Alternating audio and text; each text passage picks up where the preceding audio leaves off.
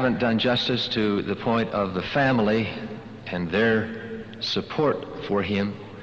We have a document from a woman who herself was a Presbyterian, who speaks of Joseph's early life when she, as a girl, much younger apparently, came and watched him with others of the boys working in her father's farm.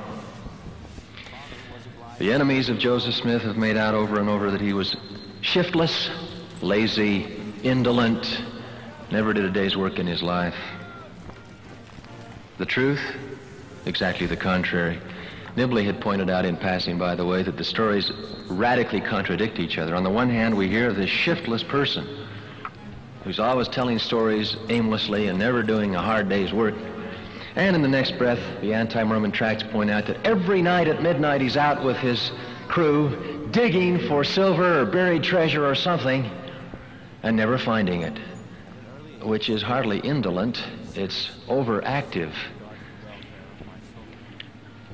The truth is that, according to this account, a non-Mormon account, her father hired Joseph because he was such a good worker. Not only that, because he was able to get the other boys to work. The suspicion is that the way he did that was with a fairly deft use of his fists.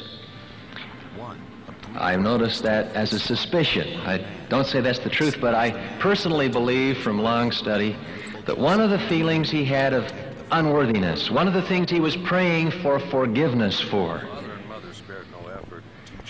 and he did pray for forgiveness prior to the coming of Moroni, was this physical propensity. He was so strong and so able, so muscular, that was one way he had of solving problems. And he did not feel that was consonant with one who, as he had been, had received a divine commission. Well, this girl says that on an occasion, the minister came to her home and said that the boy Joseph, well known in the community, had claimed to have a vision. And this minister pled with the man who had hired Joseph to refuse to hire him and treat him rough, because he said he was setting the neighborhood in an uproar.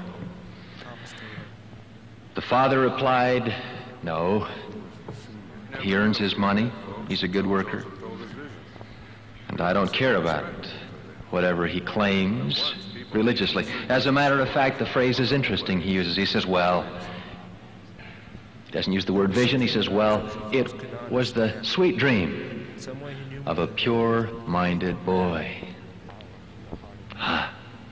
That's before. But then shortly, the daughter reports, Joseph claimed to have had another vision, this time leading to the translation of a book. And the minister came again, and at this point, he turned against Joseph. But she adds significantly, by then, it was too late. Joseph Smith had a following. Well, the family did support and love. There is no greater example of total familial endurance in history than the Smith family. And though they had, of course, their ups and downs, and though William Smith is almost as insecure and unsteady as Hiram Smith was loyal and unyielding in his faith, nevertheless, overall, one of the strengths of the history of this church is that the first family held true to each other, and that the father would say, as he did, my son, do not be disobedient to this heavenly vision.